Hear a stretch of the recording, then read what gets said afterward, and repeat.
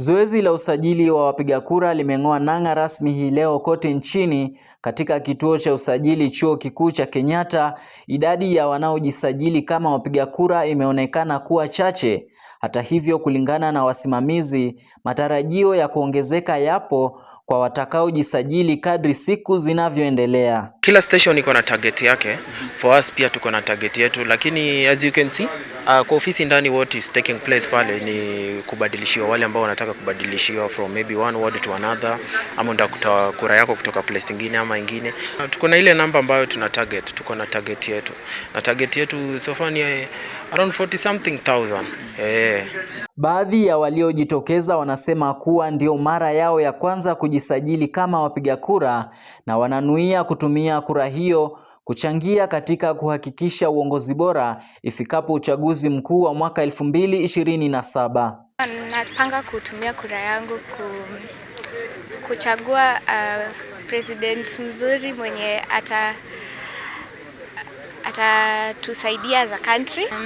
Mzuri anashughulikia maslahi ya wananchi in terms of eradicating corruption, na kama kujenga barabara, kuweka maji, kutengeneza mashule. This is the only weapon that will transform our country. I'm trying to register as a voter so that when it comes 2027, I'm able to elect leaders that will understand our views rather than those who will be representing their views. Wengi wanasema kujisajili kama wapiga kura ndio njia pekee ambayo itawawezesha kuchagua aina ya viongozi wa watakao na ambao wataweka matakwa yao kipaumbele. Leaders that we want from our own side are leaders that will be representing our views, are leaders that knows that those who elect them into office are the youths and are also the people who take part in voter registration.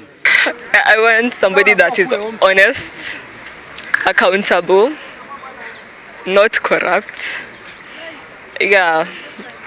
And just somebody that is true to their word, because people do make a lot of promises and then 5 years down the drain nothing has happened. Aidha, vuguvugu la Niko Kadi ambalo limekuwa likizidi kushika umaarufu siku za hivi karibuni limetajwa kama nguzo muhimu ya uhamasishaji kwa vijana kujitokeza na kujisajili kama wapiga kura.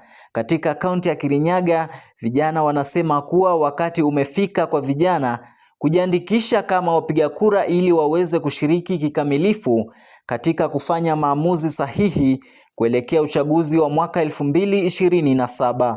Mimi kwangu naona kama ni a very good way kwa kutufanya sisi kama vijana tujitokeze tupige kura, kwa sababu unaona kama venye leo watu wamejitokeza ni kwa sababu ya hiyo hashtag, si ndio? Na inasaidia kufikia vijana wengi ili wakuje wajisajili kwa wapiga kura. Ifikapo next year tutakuwa wengi kwa sababu ya hiyo initiative. Tume huru ya uchaguzi IEBC imeanzisha rasmi zoezi la kuwasajili wapiga kura, zoezi ambalo linatarajiwa kuendelea kwa siku 30, huku vuguvugu la Niko Kadi likitarajiwa kuhamasisha idadi kubwa ya wapiga kura. Nikiripotia runinga ya KU, mimi ni Rajab Juma.